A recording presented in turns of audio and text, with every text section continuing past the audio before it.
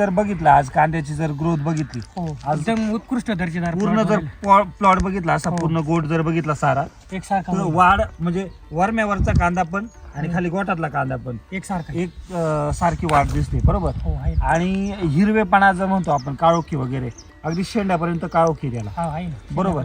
म्हणजे एकही फवारणी नाही काहीच नाही विशेष आहे. रासायनिक फवारणी काहीच नाही आणि एवढं म्हणजे महिन्यामध्ये लागवडीपासून फवारणी नसताना सुद्धा कुठेही मर दिसत नाही बघा. काहीच नाही. त्याच्यानंतर आपण ऊसाला पण वापरलेलं ऊसाला आहे. वापरलेलं. ऊसाचं तुमचं एकरी ॲव्हरेज म्हणजे एकदम लईच पडला आम्हाला 2.5 ॲव्हरेज पडला आम्हाला. नाही एक हा प्लॉट होता इथं 114 टन. आपण किती याला काढला होता क्षेत्र किती होतं याच क्षेत्रात होतं ना म्हणजे 50 गुंठे क्षेत्रामध्ये आपण 114 टन ऊस काढला होता बरोबर. कलर पण आणि कांदा आमचा भरपूर दिवस टिकतो आणि साईज पण साईज पण चांगली. आणि आपण लाल कांदा विकला तर त्यांचा 1 नंबर जाईल मुंबई मार्केटला. कधी ह्या वर्षी आताच हा, 15 किती दिवसापूर्वी आता मागच्या शुक्रवार का भाव गेला तू? आमचा आता आदल्या दिवशी मार्केट 2800 होतं. मार्केट रिवर्स झालं तरी आमचा कांदा 1 नंबर गेला.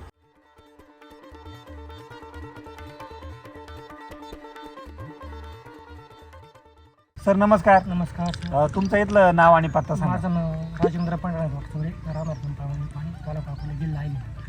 सर आज आपण तुमच्या कांद्याच्या प्लॉटमध्ये बरोबर. हो तर आपण हे जे क्षेत्र बघतोय आज आपण या क्षेत्रामध्ये हे संपूर्ण क्षेत्र किती 50 गुंठे 50 गुंठे क्षेत्र आहे बरोबर. आणि आज आपण हा जो कांदा बघतोय बरोबर ही लागवड किती दिवसाची? ही 3 डिसेंबरला एंड झाली. 3 दिवसात प्लॉट लावला. म्हणजे डिसेंबर महिन्यात हा डिसेंबर 1 डिसेंबरला चालू केली. 1 ते 3 डिसेंबरच्या दरम्यानची लागवड हा आहे. 3 दिवसात. मग आज जवळजवळ महिना झाला 1 महिना झाला आमचा. म्हणजे आज 2 ते 3 जानेवारी हा 3 जानेवारी म्हणजे आज महिन्याचा प्लॉट झालेला. तर बघितला आज कांद्याची जर ग्रोथ बघितली एकदम उत्कृष्ट दर्जेदार पूर्ण जर प्लॉट बघितला असा पूर्ण गोट जर बघितला सारा एकसारखा तर वाढ म्हणजे वरम्यावरचा कांदा पण आणि खाली गोटातला कांदा पण एकसारखा एक सारखी वाढ दिसते बरोबर. हो आहे. आणि हिरवेपणा जर म्हणतो आपण काळोखी वगैरे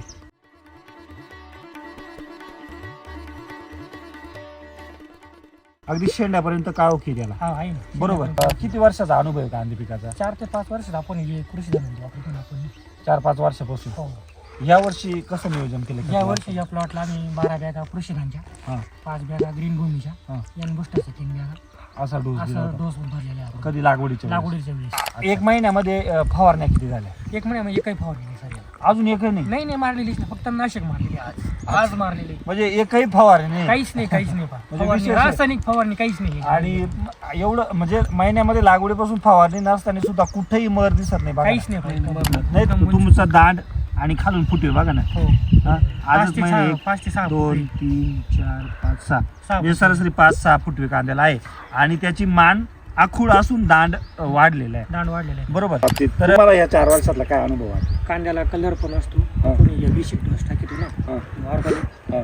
कलर पण असतो आणि कांदा आमचा भरपूर दिवस टिकतो आणि साईज पण साईज पण चांगली. आणि आपण लाल कांदा विकला तर त्यांचा 1 नंबर जाईल मुंबई मुंबईला मार्केटला. आमच्या कधी ह्या वर्षी? आताच हा, 15 किती दिवसापूर्वी? आता मागच्या शुक्रवार का भाव गेला तू?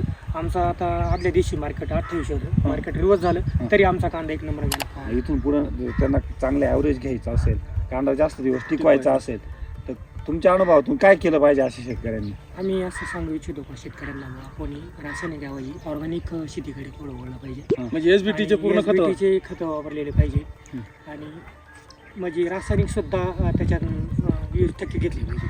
बरं आता तुम्ही जे म्हटले का 80% सेंद्रिय खतं आणि 10 ते 20% रासायनिक खतं रासायनिक खत बरोबर. यामुळे तुमचा खर्च पण कमी होतो. आता आता मग आज रासायनिकची एक जर बॅग घ्यायची म्हणलं तर किती? 2000 रुपये किंमत. कमीत कमी 2000 रुपये. हो. काही आता 10-26 सारख्या बॅगांचे 2100 रुपये पर्यंत. 8 एकवीसची किंमत 21 रुपये. हा बघा बरं.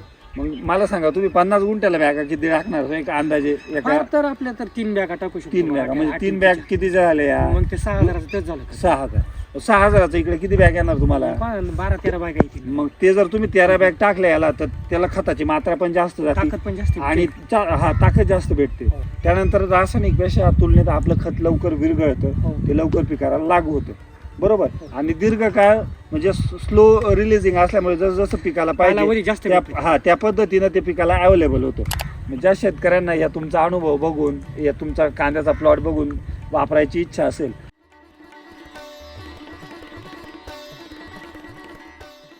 तर त्यांना एक मार्गदर्शन मिळावं म्हणून तुमचं नाव आणि एक नंबर सांगा तुमचा. माझं नाव राजेंद्र पटनाथ वाकचौरे, हं. राहणार पिंपळावणी पाणी तालुका बोलले जिल्हा अहिल्यानगर आणि मोबाईल नंबर 8975 020 453. त्याच्यानंतर आपण ऊसाला पण वापरलेलं ऊसाला आहे. वापरलेलं. ऊसाचं तुमचं एक ॲव्हरेज ऊसाचा म्हणजे एकदम average लईच पडला आम्हाला, 2.25 average पडला आम्हाला. नाही एक हा प्लॉट होता इथं 114 टन. हा. आपण किती याला काढला होता, क्षेत्र 50 किती होतं? याच क्षेत्रात याच क्षेत्रात होतं ना, याच plot म्हणजे 50 गुंठे क्षेत्रामध्ये आपण 114 टन ऊस काढला होता. हो. बरोबर. आणि ह्याच खतांवर हा, याच म्हणजे खतावर. हा अनुभव या खतांचा वेगवेगळ्या पिकांमधला आहे आणि प्रत्येक पिकामध्ये तुम्हाला रिझल्ट रिझल्ट भेटले आपल्याला. चांगले. हो. म्हणजे समाधानी खरंच आहे का आम्ही म्हणतोय नाही म्हणून? नाही नाही समाधानी आहे ना, आम्हाला आवरेज पण पडलं आणि उत्पन्न पण वाढलं ना आमच्यावर. हां. ऊसाचं उत्पन्न वाढलं, कांद्याचं उत्पन्न वाढलं, बरोबर. समाधानी आहेच ना. रासायनिकच्या तुलनेत जर विचार करायला गेलं तर SBT खतं वापरून खर्च जास्त आहे की कमी? एसबीटीचा खर्च कमी सर. रासायनिकच्या तुलनेत किती पट कमी असेल, म्हणजे किती टक्केवारीमध्ये जर पण केलं? रासायनिकचा जर विचार जर केला तर रासायनिकचा खर्च जवळजवळ आपल्याला 5 बॅगा गाईचा त्याला तर कमी 10 ते 15 हजार लागणार. हम्म. आणि ह्या जर 10 बॅगा घेतल्या तर कमी कमी आपल्याला 4 ते 1000 पर्यंतच खर्च होतो. म्हणजे 10 बॅगा 4000च्या येतात हा. आणि ह्या 4 बॅगा 10,000च्या 10,000. घ्यावी लागणार. म्हणजे एवढा डिफरन्स आहे. डिफरन्स आहे. बरोबर आहे. हो.